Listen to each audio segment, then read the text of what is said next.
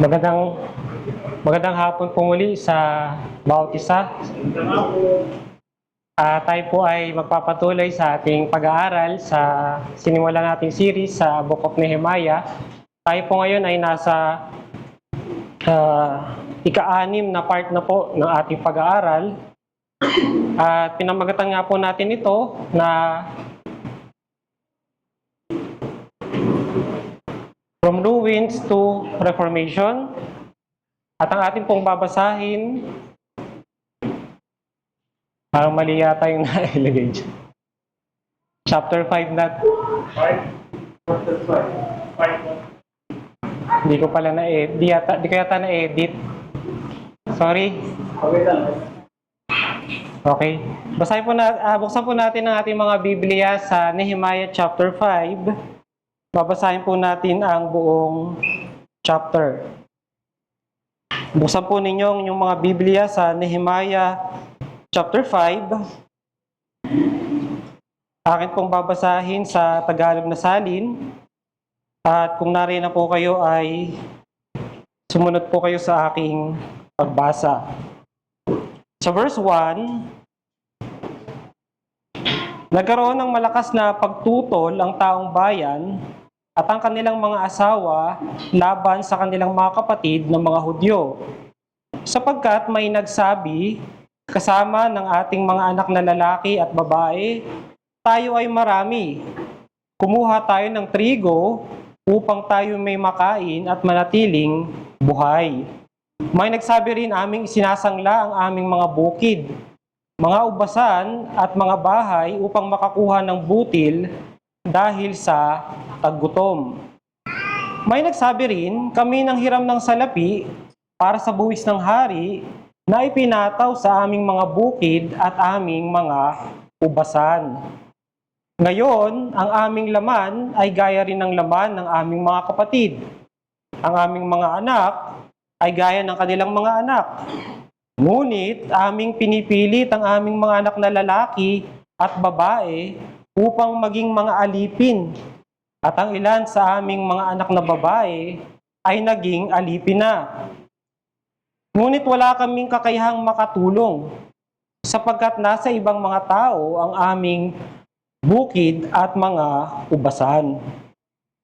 Ako'y galit na galit ng aking marinig ang kanilang daing at ang mga pagtutol na ito. Pagkatapos sa pag-isipan nito, pinaratangan ko ang mga maharlika at ang mga pinuno at sinabi ko sa kanila, kayo'y nagpapatubo maging sa inyong sariling kapatid. Ako'y nagpatawag ng malaking pagtitipon laban sa kanila.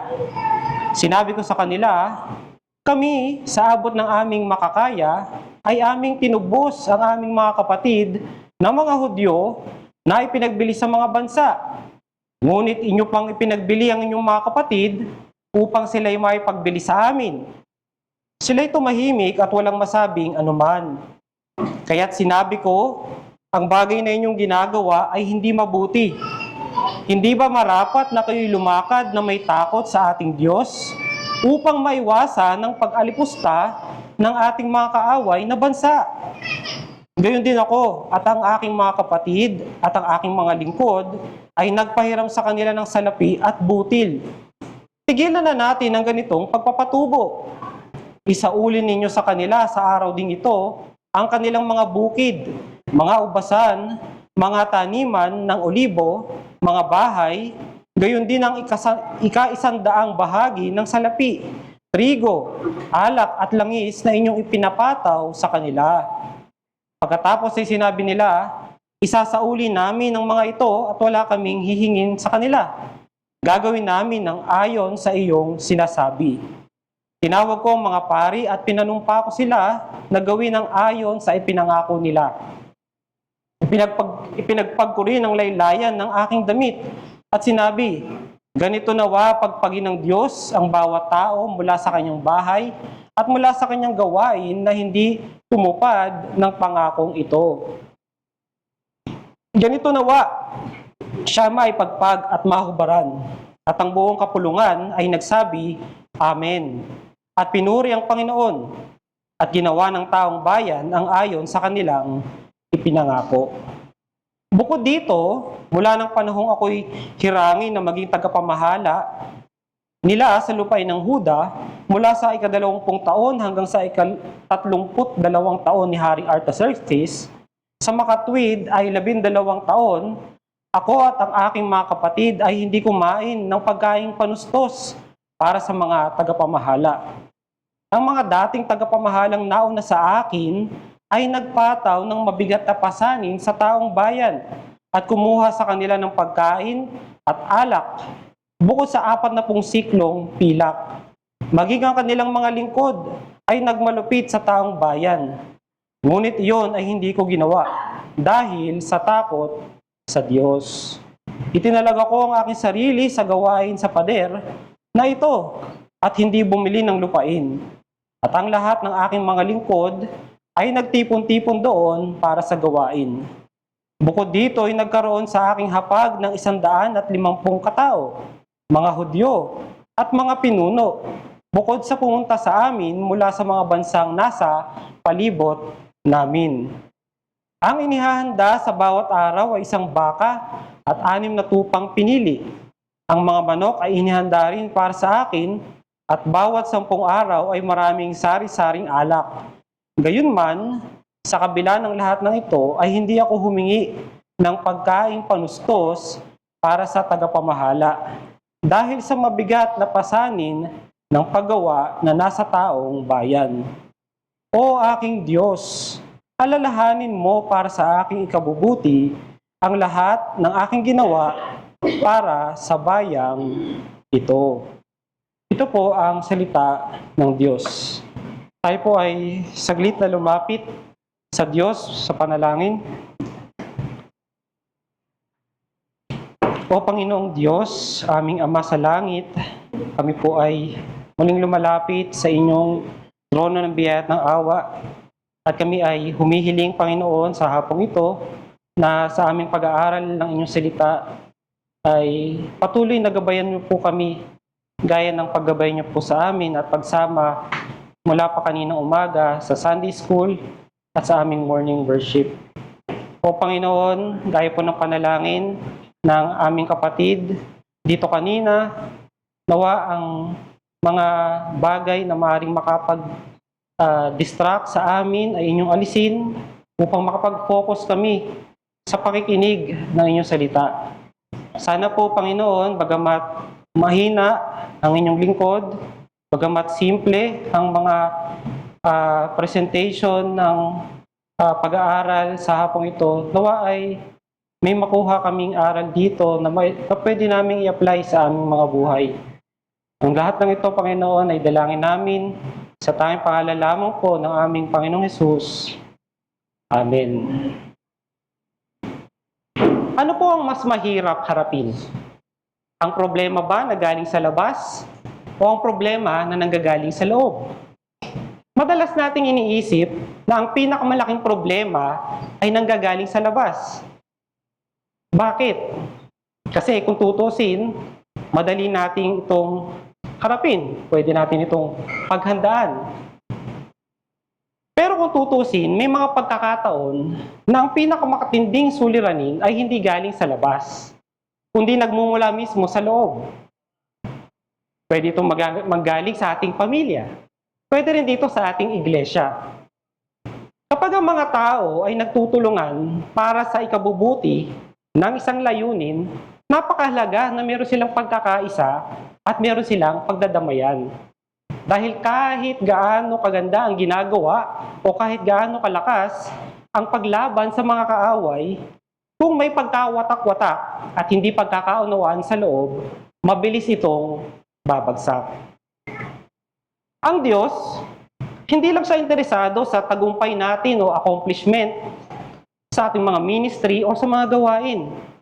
Higit pa sa lahat ng mga yan, tinitingnan niya ang ating mga puso at kung paano natin tinatrato ang isa't isa. At dito makikita natin kung ano ang tunay na nagbibigay ng lugod sa Kanya. Kaya nga po sa hapong ito, ang aking sermon ay pinamagatan kong In Justice and Holiness, God Delights. At ang takeaway na gusto po nating makuha dito ay ito. God is not only concerned with the external work of rebuilding, but with the internal condition of His people. He is pleased with justice and holiness in our relationship. Habang itinatayo po nila ang pader dito, biglang nagkaroon ng pagdaing ang mga tao. At ang kanilang pagdaing ay hindi dahil sa ginagawa ng kanilang mga kaaway. Hindi rin ito dahil sa hirap ng kanilang gawain. Kung tutusin nga, di ba nakita natin sa chapter 3 kung gaano sila kasigasig at gaano sila ka-willing na magtayo ng mga pader. Ano ba ang kanilang daing dito? Sabi po sa verse 1, nagkaroon ng malakas na pagtutol ang taong bayan at ang kanilang mga asawa laban sa kanilang mga kapatid ng mga Hudyo. Ang kanilang problema pala ay laban sa kanilang kapwa Hudyo. Pero ayon po sa ating binasa, mukhang hindi lang ito simpleng problema. Kasi kung mapapansin po natin, pati rin ang kanilang mga asawa ay kasama sa pagdaing na ito. Sa totoo, ang ginamit na salita dito na pagtutol o outcry sa English, sa original na Hebrew language, ay kaparehas ito ng ginamit sa Exodus chapter 3, verses 7 and 9. Nung dumaing ang mga Israelita dahil sa oppression na nararanasan nila mula sa mga Egyptians.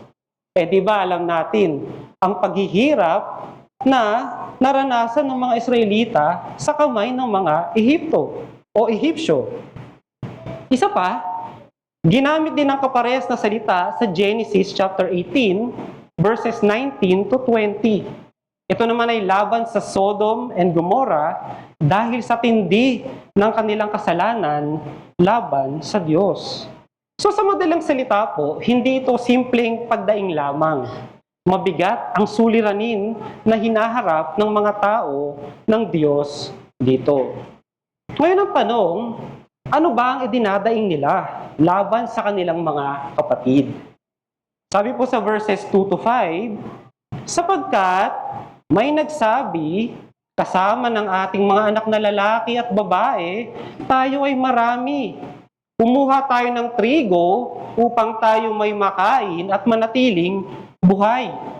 May nagsabi rin naming isinasangla ang aming mga bukid, mga ubasan, at mga bahay upang makakuha ng butil dahil sa taggutom. May nagsabi rin, kami nang hiram ng salapi para sa buwis ng hari na ipinataw sa aming mga bukid, sa aming mga ubasan. Ngayon ang aming laman ay gaya rin ng laman ng aming mga kapatid. Ang aming anak ay gaya ng kanilang mga anak. Ngunit aming pinipilit ang aming mga anak na lalaki at babae upang maging alipin at ang ilan sa aming mga anak na babae ay naging alipin na. Ngunit wala kaming kakayahang makatulong sapagkat nasa ibang mga tao ang aming bukid at mga ubasan. So base sa ating binasa, mukhang napakakomplikado ng kanilang sitwasyon. Marami sa kanila ay may mga malalaking pamilya at mukhang nagkukulang ang kanilang pagkain. Ang iba naman ay sinasangla ang kanilang pag-aari kapalit ng pagkain dahil nagkaroon ng paggutom. Ang iba naman ay umuutang ng pera para makabayad sa mga buwis ng kanilang lupain sa gobyerno ng Persia. At ang iba naman ay napipilitang ibenta ang kanilang mga anak bilang alipin sa kanilang mga kapatid. Pero dahil nga isinangla nila ang kanilang mga lupain, hindi nila ito magamit para kumita ng pera at para makatulong sa kanilang mga mahal sa buhay. Napakahirap po ng sitwasyon nila dito, mga kapatid. Now, ang unang tanong dito, bakit nagkaroon ng taggutom? Wala ba silang supply ng pagkain? Nag-search po ako sa internet kung nung panahon ba ni Haring Artaxerxes ay nagkaroon ng taggutom o malawakan na taggutom. Ayon po sa na-research ko, ay wala namang naitala na taggutom sa panahon niya. So, ibig sabihin, ito po ay isang local famine. Ang tanong, bakit nagkaroon ng famine sa Jerusalem? Bakit kailangan nilang isangla ang kanilang mga lupain? Bakit kailangan nilang mangutang ng pera? Hindi ba sila kumikita ng pera?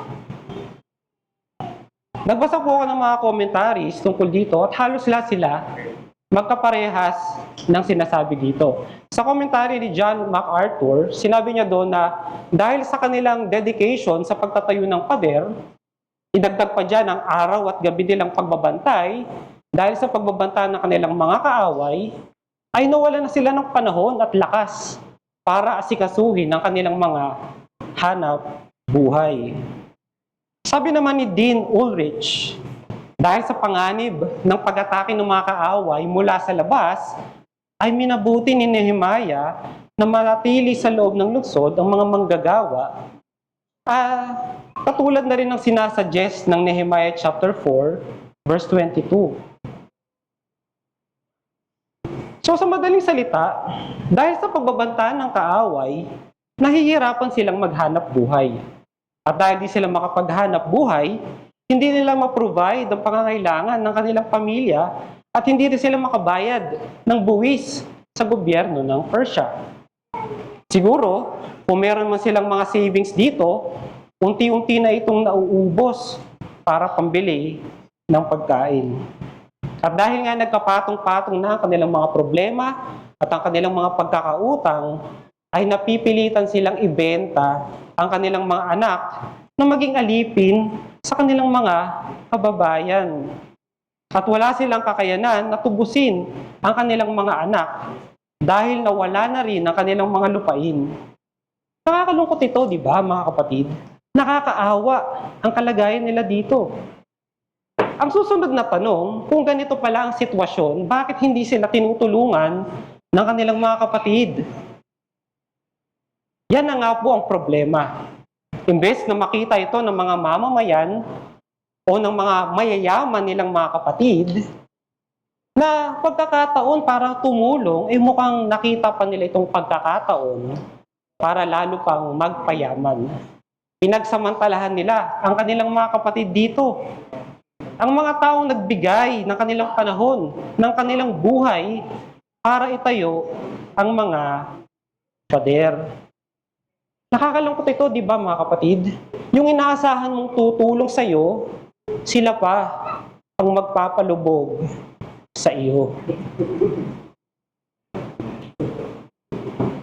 Meron po ba tayong, ngayon po ang tanong sa atin dito, meron ba tayong mga maling paraan o pagtrato sa ating kapwa Kristiyano? Sana dito po sa ating iglesia ay wala tayong mabalitaan na ganyan. At dahil nga po dito, pupunta na tayo sa second point at nakikita natin dito kung paano sila ni-rebuke ni Nehemiah. Ang pag-rebuke ni Nehemiah sa mga mayayamang Hudyo, sabi sa verses 6 to 7a, ako'y galit na galit nang aking marinig ang kanilang daing at ang mga pagtutol na ito. Pagkatapos sa pag-isipan ito, pinaratangan ko ang mga maharlika at ang mga pinuno. Nung makita ni Nehemiah ang hindi magandang nangyayari sa bayan ng Diyos, siya ay lubos na nagalit.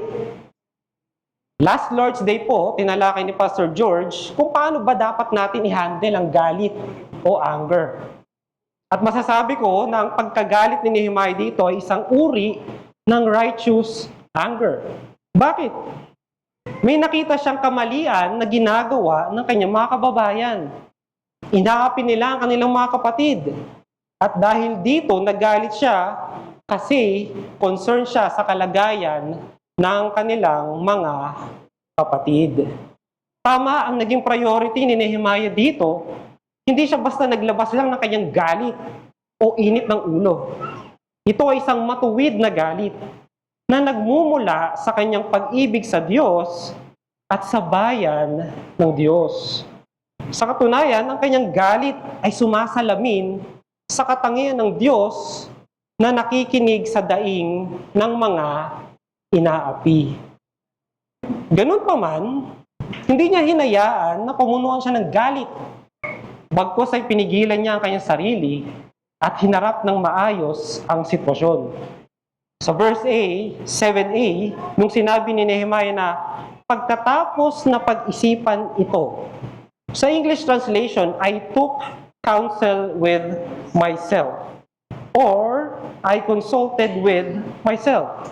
Literally, ang ibig sabihin nito, my heart consulted within me. Sa madaling salita, he overruled his heart. Hindi niya hinayaan na pamunuan siya ng kanyang emosyon. At basta na lamang sumabog at magwala sa kanyang mga kababayan. Sabi nga, di ba, sa Ephesians chapter 4, verse 26, in your anger, do not sin. Sabi pa sa Proverbs chapter 16, verse 32, whoever is slow to anger is better than the mighty, and he who rules his spirit than he who takes a city. Pero, hindi rin naman niya ito kinimkim lang at pinagwalang bahala na lang ang sitwasyon. Bagkus, kinonfront niya ang kanyang mga kababayan na may motibo na itama sila sa kanilang mga pagkakamali. Sabi sa verses 7b to 11, at sinabi ko sa kanila, kayo'y nagpapatubo maging sa inyong sariling kapatid. Ako'y nagpatawag ng malaking pagtitipon laban sa kanila. Sinabi ko sa kanila, kami sa abot ng aming makakaya ay aming tinubos ang aming mga kapatid ng mga Hudyo na ipinagbili sa mga bansa. Ngunit inyo pang ipinagbili ang inyong mga kapatid upang sila ay may pagbili sa amin.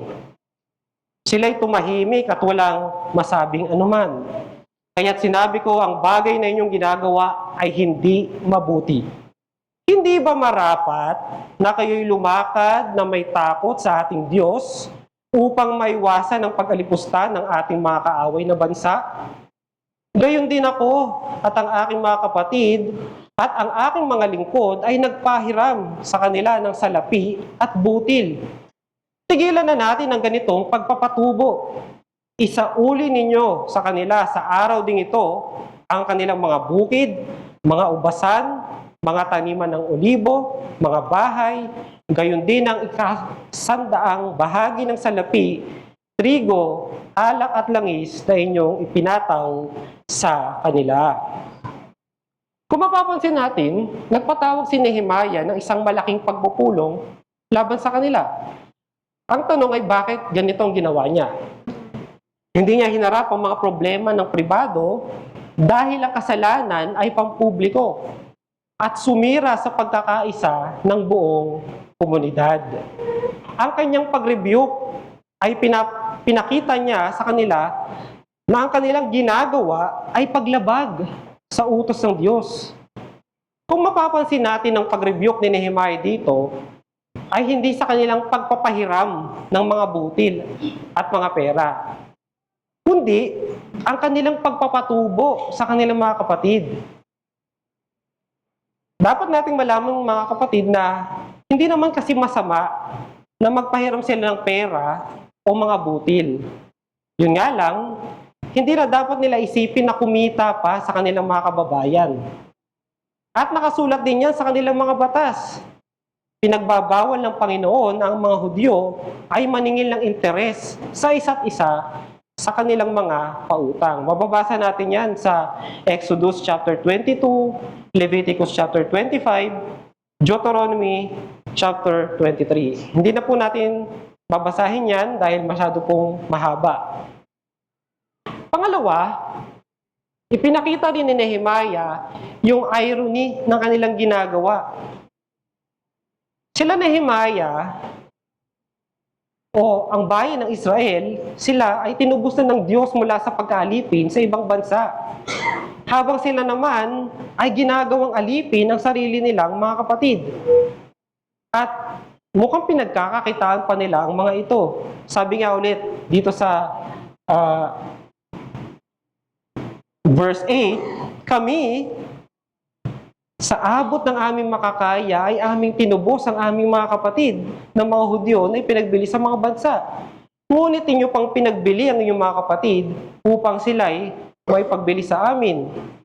Grabe yung ginawa nila dito, di ba? Isipin nyo, sila Nehemiah tinutubos yung mga naipagbili sa ibang bansa.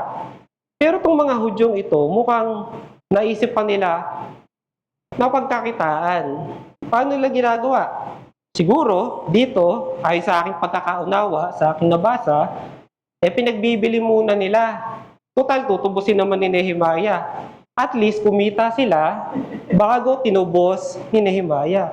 So, napaka-dilim at masama ang kanilang mga pag-iisip dito. Kaya ang ginagawa nilang ito ay hindi mabuti at hindi kalugod-lugod sa Diyos. Pangatlo, pinaalalahanan sila ni Nehemiah na dapat silang lumakad ng may takot sa Diyos. Ibig sabihin ni Nehemiah, dapat kayong sumunod sa Diyos. Ang ginamit niya dito ay dapat kayong lumakad ng may takot sa Diyos. Di ba may nilabag silang batas? So dapat ang sinabi ni Nehemiah, sumunod kayo sa Diyos. Pero bakit sinabi niya na dapat kayong lumakad ng may takot sa Diyos? Ipinapakita lang nito na ang obedience natin sa Diyos ay nagpapakita kung gaano tayo natatakot sa Kanya. The fact that these people do not obey God means they do not fear Him. Ang takot na ito ay hindi literal na pagkatakot, kundi isang malalim na paggalang at pag-ibig na nagtutulak sa atin sundin ang Kanyang mga utos. Sabi nga po, di ba, sa Proverbs chapter 8, verse 13, to fear the Lord is to hate evil. At anong purpose? Bakit kailangan nilang lumakad ng may takot sa Diyos? Upang sila'y maging mabuting patotoo sa kanilang paligid. Ang ginagawa kasi nila ay practices din ng kanilang mga katabing bansa. Kaya nga, kung ipagpapatuloy nila ito, anong pagkakaiba nila sa ibang mga bayan? Ang ginawa nila ay nagbibigay ng dahilan sa mga kaaway na alipustahin ng Diyos at ang kanyang bayan. Ang pag-rebuke ni Nehemiah dito ay pinatotohanan ng kanyang sariling halimbawa. Siya ay naging mabuting patotoo sa kanyang mga kapatid. Hindi siya nagpaka-ipokrito. Siya at ang kanyang mga kasama ay nagpahiram din, pero hindi sila nagpapatubo. So hindi niya lamang sinasabi ito sa kanyang mga kapatid na itong dapat nilang gawin. Siya rin mismo, ipinamumuhay niya ito. At dahil nga mali ang kanilang ginawa, tinawag sila ni Nehemiah na magsisi sa kanilang mga kasalanan at talikuran ito. So in application for this point, ang reaction ni Nehemiah ay isang perpektong halimbawa para sa atin. Ang matuwid na galit ay nararapat sa harap ng injustice. Ngunit paano ba natin ito hinaharap? Kapag nakikita mo ang isang injustice, kumikilos ka ba? O nananahimik ka na lang? Kapag nagagalit tayo sa kasalanan, nagiging makasalanan din ba tayo sa ating reaksyon?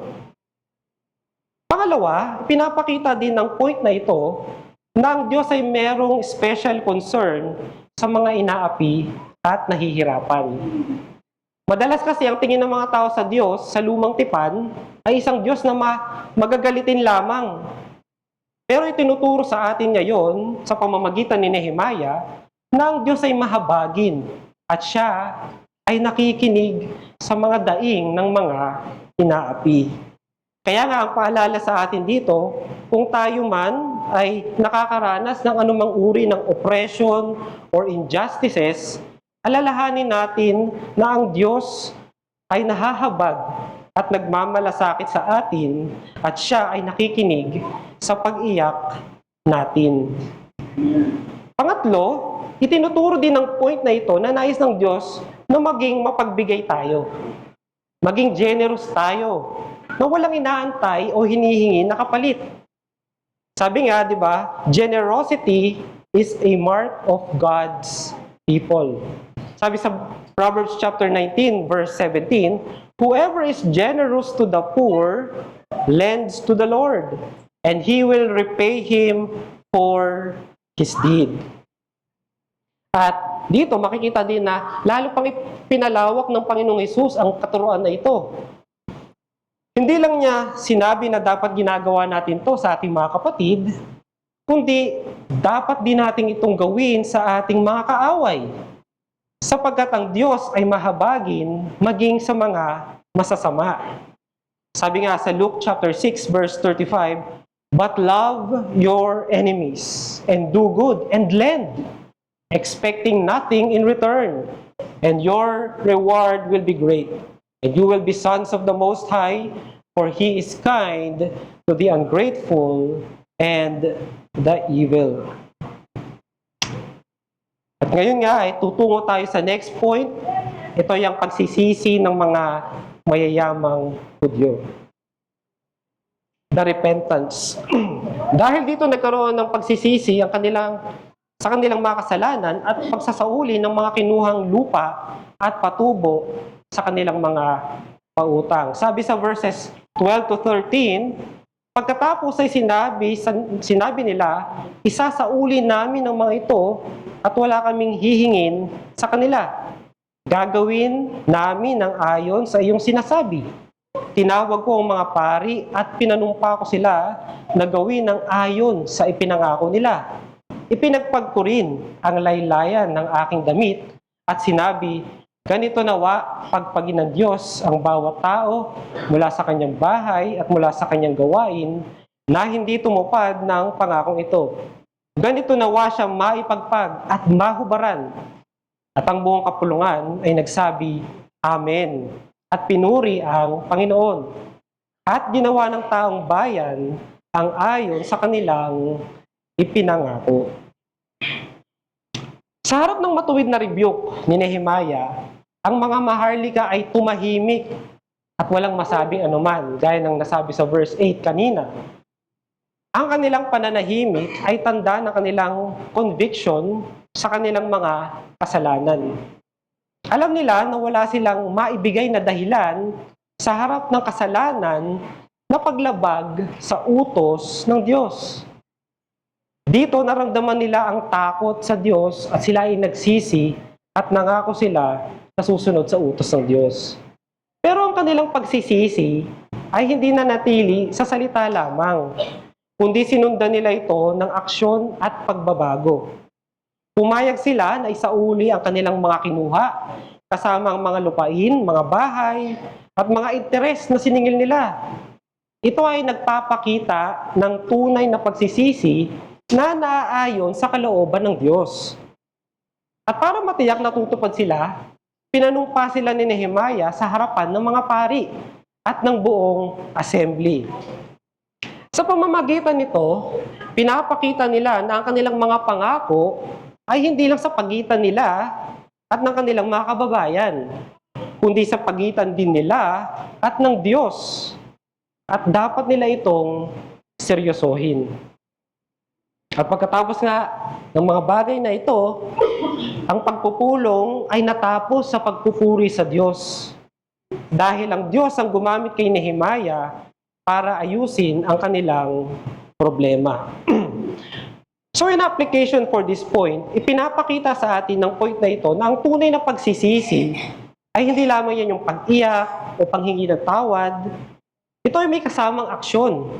Ang mga maharlika sa Nehemiah 5 ay hindi lamang humingi ng tawad. Ibinalik nila ang lahat ng nakuha nila mula sa pagpapautang. Isang patunay na kanilang nagbabagong puso.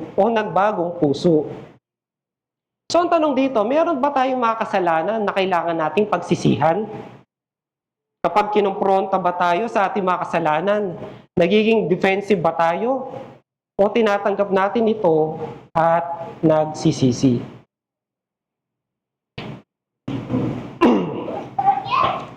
Ngayon po ay nasa final point na po tayo, ang mabuting halimbawa ni Nehemiah. Ang pagiging matuwid ni Nehemiah ay sinuportahan ng kanyang mabuting halimbawa. Gaya ng mababasa natin sa verse 14 to 19. Bukod dito, mula ng panahong ako'y hirangin na maging tagapamahala, sa lupain ng Juda mula sa ika-20 taon hanggang sa ika-30 taon, 2 taon ni Haring Artaxerxes. Sa makatwid ay 12 taon, ako at ang aking mga kapatid ay hindi kumain ng pagkaing panustos para sa tagapamahala. Ang mga dating tagapamahalang nauna sa akin ay nagpataw ng mabigat na pasanin sa taong bayan at kumuha sa kanila ng pagkain at alak, bukod sa 40 siklong pilak. Maging ang mga kanilang mga lingkod ay nagmalupit sa taong bayan. Ngunit iyon ay hindi ko ginawa dahil sa takot sa Diyos. Itinalaga ko ang aking sarili sa gawain sa pader na ito at hindi bumili ng lupain, at ang lahat ng aking mga lingkod ay nagtipon-tipon doon para sa gawain. Bukod dito ay nagkaroon sa aking hapag ng 150 katao, mga Hudyo at mga pinuno, bukod sa pumunta sa amin mula sa mga bansang nasa palibot namin. Ang inihahanda sa bawat araw ay 1 baka at 6 na tupang pinili. Ang mga manok ay inihanda rin para sa akin. At bawat 10 araw ay maraming sari-saring alak. Gayunman, sa kabila ng lahat ng ito, ay hindi ako humingi ng pagkaing panustos para sa tagapamahala, dahil sa mabigat na pasanin ng paggawa na nasa taong bayan. O aking Diyos, alalahanin mo para sa aking ikabubuti ang lahat ng aking ginawa para sa bayang ito.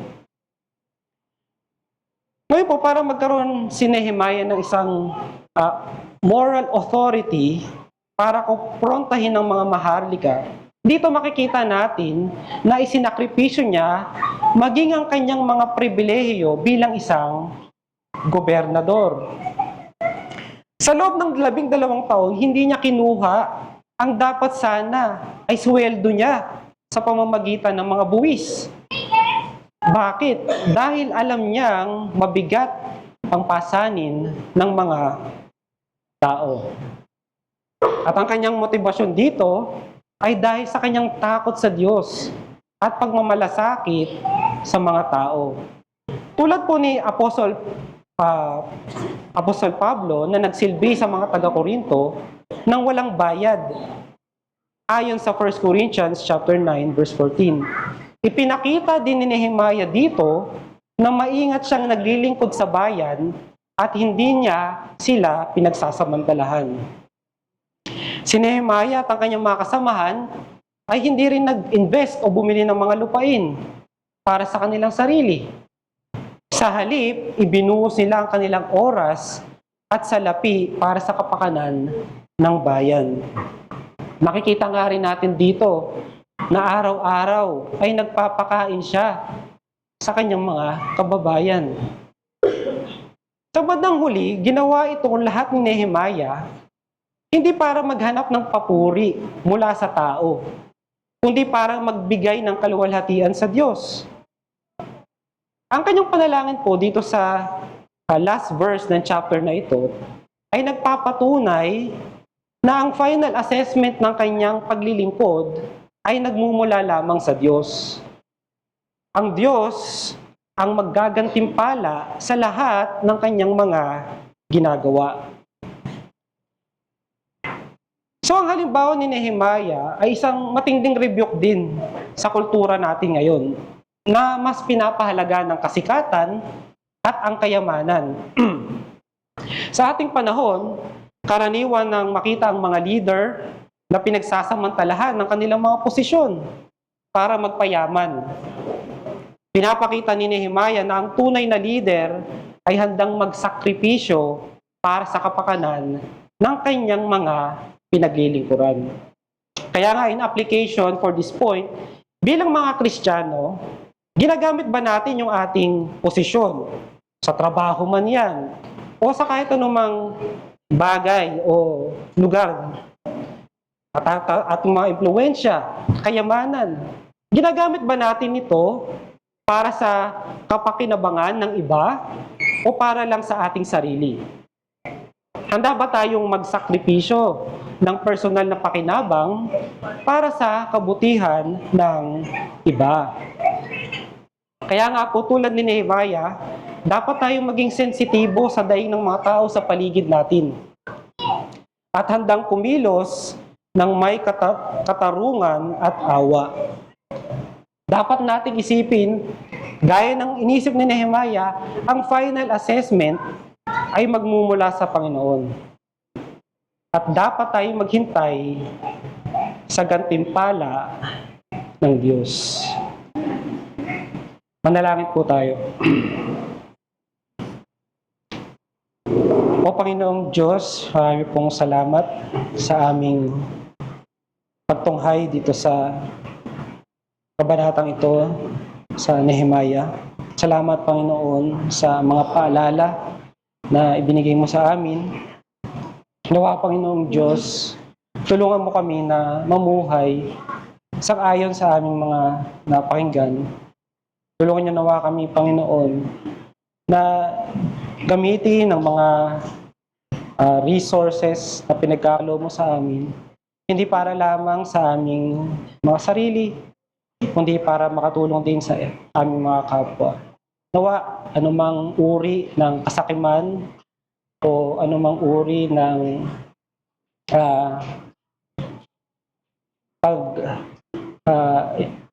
maaaring makagawa kami ng injustices sa aming mga kapwa, ay alisin niyo po sa aming Panginoon. Nawa, ang takot sa Diyos ang siyang mamuno sa aming mga puso. Dinadalangin po namin sa inyo ang lahat ng ito sa tanging pangalan lamang po ng aming Panginoong Hesus. Amen.